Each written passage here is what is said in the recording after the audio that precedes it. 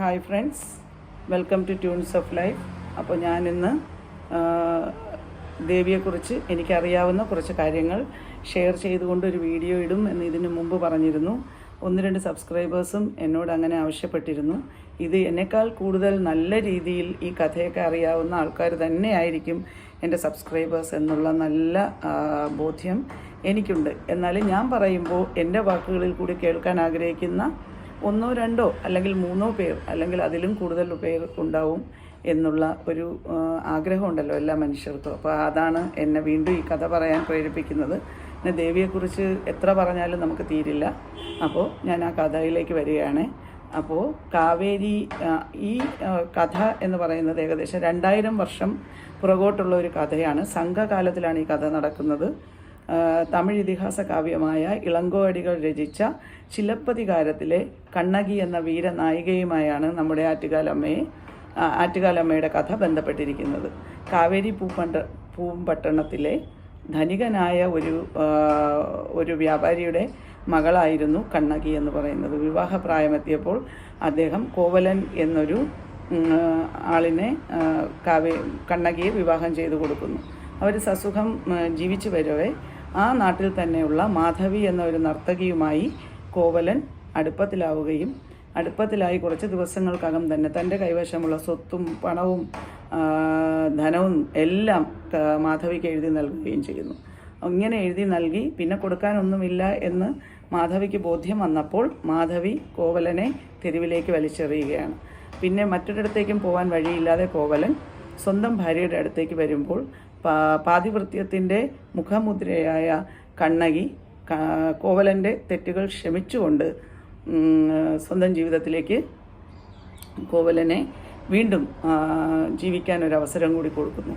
അപ്പോഴാണ് കോവലൻ ഒരു കാര്യം മനസ്സിലാവുന്നത്, തൻ്റെ കൈവശം സ്വത്തും പണവും സമ്പാദ്യവും ഒന്നുമില്ല മുന്നോട്ട് ജീവിതം നയിക്കാനായി. അപ്പോൾ കണ്ണകി പറയുകയാണ്, തൻ്റെ കാലിലെ പവിഴങ്ങൾ പതിച്ച ഈ ചിലമ്പ് പാണ്ഡ്യരാജ്യത്ത് കൊണ്ടുപോയി വിൽക്കുകയാണെങ്കിൽ ഇതിന് നല്ലൊരു തുക നമുക്ക് കിട്ടും. അപ്പോൾ ആ തുക വെച്ച് നമുക്ക് എന്തെങ്കിലും വ്യവസായമൊക്കെ ചെയ്ത് ജീവിക്കാം എന്ന് പറയുകയാണ്.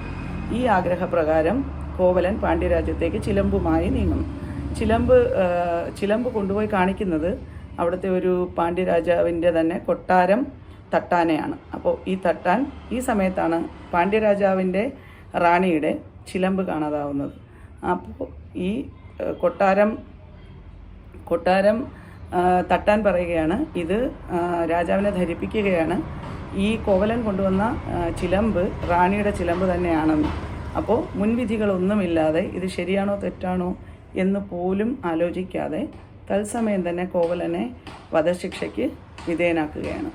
കോവലൻ്റെ മരണവാർത്ത അറിയുന്ന കണ്ണകി സംഹാരരുദ്രയെപ്പോലെ പാണ്ഡ്യദേശത്തെത്തുകയും പാണ്ഡ്യരാജാവിനോട് കാര്യങ്ങൾ ചോദിക്കുകയും ചെയ്യുകയാണ്. അപ്പോൾ തൻ്റെ ചിലമ്പൂരി രാജാവിൻ്റെ മുന്നിലേക്ക് എറിഞ്ഞു കൊടുക്കുമ്പോൾ അതിൽ നിന്ന് പവിഴങ്ങൾ പുറത്തു വരികയാണ്. അപ്പോൾ മാത്രമാണ് പാണ്ഡ്യരാജാവിന് മനസ്സിലാവുന്നത് തൻ്റെ റാണിയുടെ ചിലമ്പുകളിൽ ഉണ്ടായിരിക്കേണ്ടത് മുത്തുകളാണ്, പക്ഷേ ഇത് പവിഴങ്ങളാണ്. അപ്പോൾ ഇത് കണ്ണകിയുടേത് തന്നെയാണ്, തനിക്ക് തെറ്റുപറ്റിയിരിക്കുന്നു എന്ന് മനസ്സിലാക്കിയ പാണ്ഡ്യരാജാവ് കണ്ണകിയോട് മാപ്പ് അപേക്ഷിക്കുകയാണ്. അപ്പോൾ സംഹാരരുദ്രയായ കാളി ദേവിയുടെ പ്രതിരൂപമായി കണ്ണകി മാറിയിരുന്നു. തൻ്റെ പറിച്ച് മധുരയിലേക്ക് എറിയുകയും മധുരാ നഗരം മുഴുവൻ അഗ്നിക്കിരയാക്കുകയും ചെയ്തു എന്ന് ഐതിഹ്യം പറയുന്നു. പാണ്ഡ്യരാജാവ് തൽക്ഷണം മരിക്കുകയാണെന്നാണ് പറയുന്നത്. അതായത് പാണ്ഡ്യവധം. ദേവി പറയുന്നു, നീ ചെയ്ത തെറ്റിന് മാപ്പില്ല, നീ എങ്ങനെയായാലും മാപ്പിരുന്നാലും നിനക്ക് മാപ്പില്ലാത്ത തെറ്റാണ് നീ ചെയ്തത്. അതുകൊണ്ട് ഒരു സ്ത്രീയെ വിധവയാക്കുക, അതും തൻ്റെ ഒരു രാജാവിൻ്റെ ദൗത്യം എന്ന് പറയുന്നത് ചെയ്തത് ഈ ഒരാൾ വന്ന് പറഞ്ഞാലും അതിലെന്തെങ്കിലും സത്യമുണ്ടോ എന്ന് അന്വേഷിച്ച് കാര്യകാരണസഹിതം എല്ലാം മനസ്സിലാക്കിയതിന് ശേഷം മാത്രമേ ഒരു ശിക്ഷാ നടപടി ഉണ്ടാകാവൂ എന്നുള്ളതാണ്. അപ്പോൾ അതുപോലും പാലിക്കാൻ അറിയാത്ത പാണ്ഡ്യരാജാവിന് ഇനി ഭൂമിയിൽ ജീവിച്ചിരിക്കാൻ യാതൊരു വിധമായ അർഹതയും ഇല്ല എന്ന് ദേവി കൽപ്പിക്കുകയാണ്.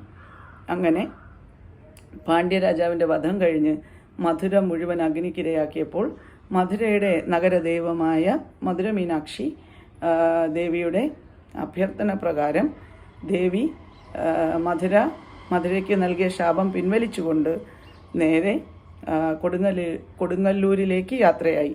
എന്നാണ് പറയുന്നത്. വഴി മധ്യയാണ് ആറ്റുകാൽ ഭഗവതി ക്ഷേത്രം സ്ഥിതി ചെയ്യുന്ന ആ ഭാഗത്തേക്ക് ദേവി എത്തിയത്. അവിടെ കിള്ളിയാറിൻ്റെ സമീപത്ത് അവിടുത്തെ പുരാതനമായ ഒരു തറവാടുണ്ട്, മുല്ലവീട്ടിൽ തറവാട്. അവിടുത്തെ ഒരു പരമസാത്വികനായ കാരണവർ കിള്ളിയാറ്റിൻ്റെ സമീപത്ത് ഇങ്ങനെ സ്നാനം ചെയ്തുകൊണ്ട് ഇരിക്കുകയായിരുന്നു. ആ സമയത്താണ് മറുവശത്ത് ഒരു ബാലികാ രൂപത്തിൽ അതിതേജസ്വിനിയായ ഒരു ബാലികയെ കണ്ടത്. അദ്ദേഹം ആ ബാലികയെ മറുകര നീന്തി സ്വന്തം ഭവനത്തിലേക്ക് കൊണ്ടുപോവുകയും അവിടെ വെച്ച് ആഹാരവും ഒക്കെ കൊടുക്കാൻ തീരുമാനിക്കുകയും ചെയ്യുന്നു. ഇതെല്ലാം കഴിഞ്ഞ് ഭവനത്തിലെത്തി ബാലികയെ അവിടെ നിർത്തി അകത്തേക്ക് പോയി തിരിച്ചു വരുന്ന സമയത്ത് ബാലികയെ അവിടെ കണ്ടില്ല. ബാലിക അപ്രത്യക്ഷമായി. അന്നേ ദിവസം രാത്രി സ്വപ്നദർശനത്തിൽ കാരണവർക്ക് ബാലിക പ്രത്യക്ഷപ്പെടുകയും, ഞാൻ നിൻ്റെ അടുത്ത് വന്നപ്പോൾ നീ എന്നെ തിരിച്ചറിഞ്ഞില്ല, ഞാൻ സാക്ഷാൽ ഭദ്രകാളി സ്വരൂപമാണ്. അപ്പോൾ നാളെ നീ കാവിൽ പോകുമ്പോൾ അവിടെ ഒരു തൃശൂലം കൊണ്ടുള്ള അടയാളം ഉണ്ടാവും. ആ അടയാളം കാണുന്നിടത്ത് എനിക്ക് വേണ്ടി അമ്പലം ശ്രീകോവിൽ പണിയുകയും അതുവഴി അടിക്കടി അത് ഈ സ്ഥലവും ഈ അമ്പലം കെട്ടുന്ന സ്ഥലവും ആ പ്രദേശമാകെ സമ്പന്നതയും സമൃദ്ധിയും കൊണ്ട് നിറയുമെന്ന് സ്വപ്നദർശനം നൽകുന്നു. അതുപോലെ തന്നെ പിറ്റേ ദിവസം രാവിലെ കാവിലെത്തിയ കാരണവർ ഈ അടയാളം കാണുകയും അവിടെ ഒരു ക്ഷേത്രം നിർമ്മിക്കുകയും ചെയ്തു എന്നാണ് പറയുന്നത്. ദ്രാവിഡ ആചാരപ്രകാരമുള്ള ദേവി സ്വരൂപമാണ് ആറ്റുകാൽ അമ്മ എന്ന് പറയുന്നു.